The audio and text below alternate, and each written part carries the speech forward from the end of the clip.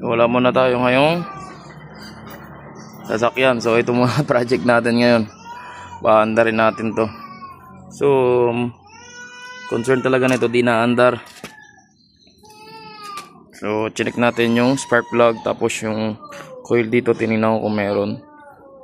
May kuryente naman dito.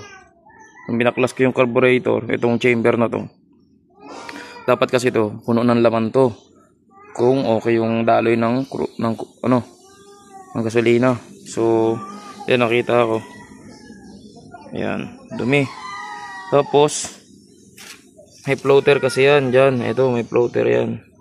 So ngayon ito, yung needle na to, ayan, napakadumi din.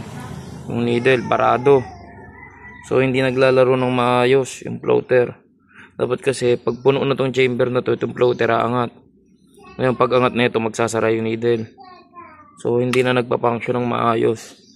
So gagawin muna natin, binaklas din natin yung nandito.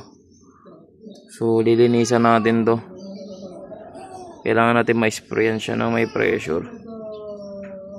So bili muna tayo ng carburetor cleaner para malinisan natin to ng maayos. So lahat yan, at ito, yan.